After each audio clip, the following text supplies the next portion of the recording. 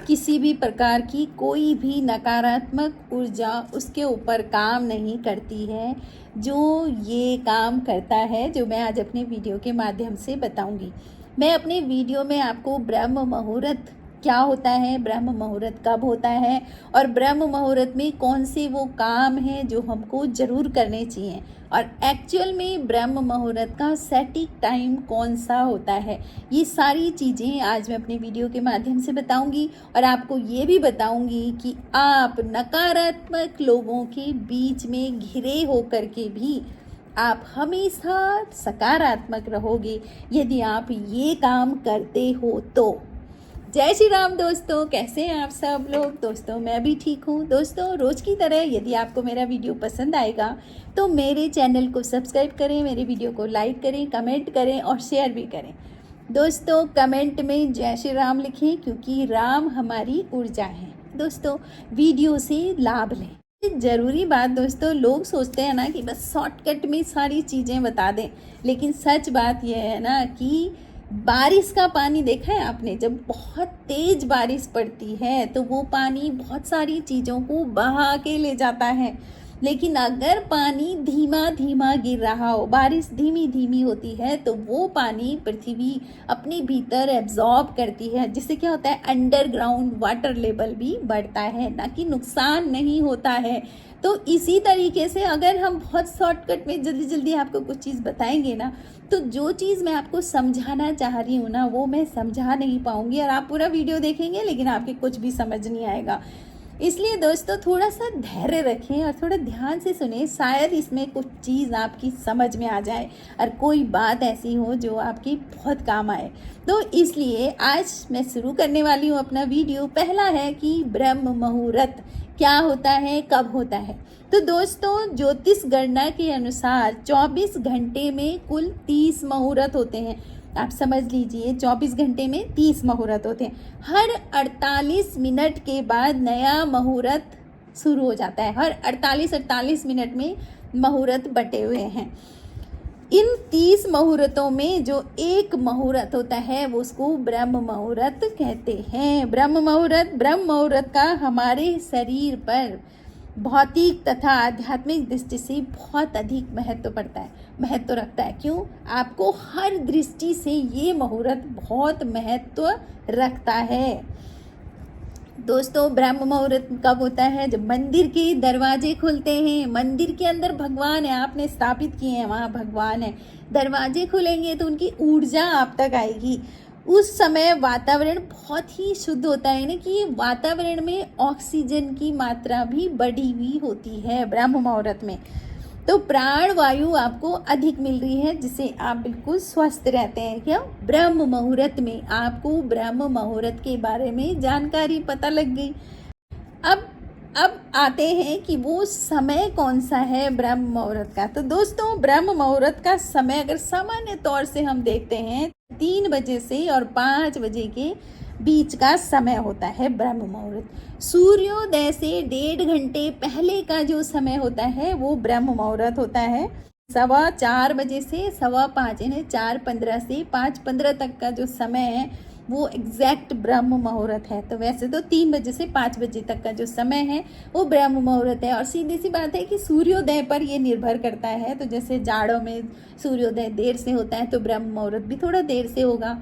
और आजकल जब दिन बड़े हैं तो ब्रह्म मुहूर्त पहले हो जा रहा है, सूर्योदय पहले हो जा रहा है तो ब्रह्म मुहूर्त भी पहले हो रहा है। तो ये आपको समझ आ गया होगा कि ब्रह्म मुहूर्त कब होता है। तो सूर्योदय से 1.5 घंटे पहले का जो समय है वो ब्रह्म मुहूर्त कहलाता है। तो मतलब रात्रि का जो आखिरी पहर होता है ना वो ब्रह्म मुहूर्त होता है। रात्रि में भी पहर होते हैं, तो जो आखिरी पहर ब्रह्म मुहूर्त होता है रात्रि का। तो दोस्तों जो लोग ब्रह्म मुहूर्त में उठते हैं और उठ करके इसका लाभ लेते हैं, कैसे? आप मंत्र जाप करते हैं, ध्यान करते हैं, साधना करते हैं आप इस समय, तो जो देवताओं की ऊर्जा होती है वो आपके भीतर प्रवेश करती है। क्योंकि उस समय ऋषि मुनियों की वाणी भी चलती रहती है ब्रह्मांड में। तो वो जो देवताओं की ऊर्जा है वो आपकी भीतर प्रवेश करती है। अब देखिए वो आपके भीतर कैसे प्रवेश करती है, वो आपके भीतर आपके आज्ञा चक्र से प्रवेश करती है। तो दोस्तों जब आप जागृत हो गए, आप ब्रह्म मुहूर्त है और आप जागृत हो, तो जागृत अवस्था में आपके मन और आपकी आत्मा की जो बैठक होती है, जो बैठती हैं, वो आपके आज्ञा चक्र पर बैठते हैं। आप मन और आत्मा एक हो रखे हैं आपके आज्ञा चक्र पर, और उसी समय पॉजिटिव एनर्जी, देवताओं की ऊर्जा आपके भीतर प्रवेश करेगी, तो आपको बहुत जल्दी रिजल्ट मिलेंगे। यदि आप किसी चीज़ को मैनिफेस्ट कर रहे हैं, आपकी कुछ कामनाएं, इच्छाएं, वो भी सब पूर्ति होगी। देखिए कामनाएं, इच्छाएं तब पूर्ति होती है जब आपका मन और आपकी आत्मा एक ही चीज़ पर लगती हैं। वो बहुत ही ऐसी घड़ी होती है कि उसमें आप जो चाहो वो आपकी इच्छा पूर्ति होती है। तो आप लगाओ, मन और आत्मा को दैवी ऊर्जा मिल रही है, वो पावरफुल हो रहे हैं, तो आपकी इच्छाएं भी पूरी होती हैं। तो दोस्तों जब आप जागृत हैं तो आपकी मन और आत्मा आपके आज्ञा चक्र पर हैं, और जब आप स्वप्न अवस्था में होते हैं तो आपकी मन और आत्मा का जो स्थान होता है वो आपका विशुद्धि चक्र होता है। जब आप निंद्रा में होते हैं, आप गहरी निंद्रा में हैं, तो आपकी मन और आत्मा का स्थान आपके अनाहत चक्र पर होता है, यानी हृदय चक्र पर होता है, हृदय के पास होता है। और जब आप तुंद्रा में, मतलब ना आप निंद्रा में हो ना आप जागृत में हो, आप इस अवस्था में होते हो, तो उस समय आपके मन और आत्मा की जो बैठक है वो आपका नाभि चक्र होता है। तो ब्रह्म मुहूर्त में अगर आप जागृत हो तो आपके मन और आत्मा की बैठक आपके आज्ञा चक्र है, और आज्ञा चक्र ही वो स्थान है जहाँ से ऊर्जा आपके भीतर प्रवेश करती है। इतना आपको समझ में आ गया होगा। तो दोस्तों जब दैवीय शक्तियाँ आपके आज्ञा चक्र के रास्ते आपके भीतर प्रवेश करती हैं, तो उससे क्या होता है, आपका ओरा स्ट्रांग हो जाता है। आपकी एनर्जिक बॉडी जो होती है, जैसे ये फिजिकल बॉडी है, इसके बाहर एनर्जिक बॉडी है, तो आपकी एनर्जिक बॉडी काफ़ी स्ट्रांग हो जाती है। ठीक है, आपका ओरा स्ट्रांग होना मतलब इतना घना ओरा हो जाएगा कि बाहर से अगर कोई नेगेटिव चीज़ अंदर जा रही है तो उसको भेद के आपके भीतर तक नहीं पहुंच सकती है। तो आपका ओरा बहुत ज़्यादा मजबूत हो जाता है। दोस्तों इस ओरा की भी 7 परतें होती हैं और अलग अलग रंग का ओरा होता है। दोस्तों रंग आपको बताऊं, अगर आपका ओरा श्वेत रंग का है तो आप भगवान शंकर की पूजा करते हो। भगवान शंकर की ऊर्जा से आपका ओरा श्वेत कलर का होगा। यदि आपका ओरा रक्त वर्ण है, लाल है, तो आप किसकी पूजा करें, भवानी की पूजा कर रहे हो, तो आपका ओरा का जो रंग होगा वो बिल्कुल रेड होगा। यदि आप भगवान हनुमान जी की पूजा करते हो तो भगवान हनुमान जी की ऊर्जा से आपके जो ओरा का कलर होगा वो नारंगी हो जाएगा, ऑरेंज कलर का होगा। तो इस तरह से ओरा का मतलब सीधा सीधा है, ओरा का मतलब सुरक्षा चक्र। देवताओं के आपने देखा होगा कभी, देवताओं के पीछे गोल गोल गोल गोल घूमता रहता है, उनका एनर्जिक बॉडी है, मतलब ओरा आप समझ लो। ये फिजिकल बॉडी है और इसके बाहर एक बॉडी होती है जो एनर्जिक बॉडी होती है, जिसको हम ओरा कहते हैं। दोस्तों कभी आपने देखा होगा ना, आप किसी के सामने बैठे हो, बैठने से ही आपको बहुत लो फील होता है, मतलब आपको लगता है आपको कुछ गंदी सी एनर्जी हो रही है, आपको परेशानी सी लगती है, आप वहाँ से उठ के दूसरी जगह बैठ जाओगे फिर आपको ठीक लगेगा। तो क्या होता है, उनका ओरा आपको वो कर रहा है, मतलब आपको थोड़ा सा परेशानी दे रहा है। तो दोस्तों यदि आपकी एनर्जिक बॉडी, आपका ओरा स्ट्रॉन्ग है, तो आप समझ लीजिए पहली चीज़, आप कभी बीमार नहीं हो सकते। बीमारी क्या है, आपके भीतर कोई जर्म्स आपके भीतर एंटर कर गए हैं, बैक्टीरिया, वायरस, किसी भी तरह के सूक्ष्म जीव।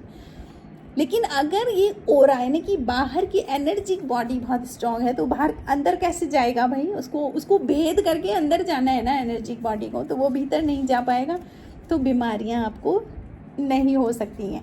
तो दोस्तों नकारात्मक ऊर्जा आपके भीतर कब प्रवेश नहीं कर सकती है, जब आपका ओरा स्ट्रांग होता है, मजबूत होता है। और ओरा मजबूत कैसे होगा, एक तो ब्रह्म मुहूर्त में जागरण है, दूसरा ब्रह्म मुहूर्त में आपको मंत्र जाप, नाम जप, मंत्र पूजा पाठ, आप जो भी भगवान के लिए, भगवान को खुश करने के लिए, समझ लो भगवान की एनर्जी को प्राप्त करने के लिए आप जो भी पुरुषार्थ करते हैं वो आपको आपका ओरा स्ट्रॉन्ग करेगा। और आपको नकारात्मकता से बचाएगा। आप चारों तरफ से नकारात्मक लोगों से घिरे हो, लेकिन उनके बीच में भी आप सकारात्मक रहोगे। तो दोस्तों, अब मैं आपको वो चीज़ बताती हूँ कि ऑरा को मजबूत बनाना कैसा है। एक काम तो मैंने बता दिया आपको, ब्रह्म मुहूर्त में जागरण है, ब्रह्म मुहूर्त में आपने पुरुषार्थ करना है। क्या करना है? आपने मंत्र जाप करना है, ध्यान करते हो तो ध्यान करना है, साधना करनी है, पूजा पाठ करते हो तो आपको पूजा पाठ करने हैं। इसके अलावा आपको यज्ञ, हवन, अनुष्ठान, दान, पुण्य कर्म, सेवा, ये सब चीज़ें आप, गौ सेवा, ये करोगे आप तो आपका ऑरा स्ट्रांग होगा। इन कर्मों को करने से आपका ऑरा स्ट्रांग होता है, आपकी एनर्जिक बॉडी बहुत स्ट्रांग हो जाती है। उससे क्या होता है? एक आकर्षण भी आपके भीतर पैदा होता है, जो आकर्षण हर चीज़ को अपनी तरफ को आकर्षित करता है। तो उसमें आपकी इच्छाएं, आपकी मनोकामनाएं, आपकी मैनिफेस्टेशन भी अच्छी होती हैं। तो दोस्तों, एक चीज़ तो मैं हमेशा कहती हूँ कि जो भी करो ना, दिल से करो, मन से करो और एक उत्साह के साथ करो, तो उसके रिजल्ट कुछ अलग ही आते हैं। तो इसलिए आपको ब्रह्म मुहूर्त का पूरा लाभ लेना चाहिए और हमेशा सकारात्मक रहना चाहिए। दोस्तों, आपको वीडियो कैसे लगा आप कमेंट जरूर करें, और उससे ज़्यादा ज़रूरी है आप वीडियो देखें और वीडियो से लाभ लें, और कमेंट में जय श्री राम लिखें, क्योंकि राम हमारी ऊर्जा है। Thank you. जय श्री राम।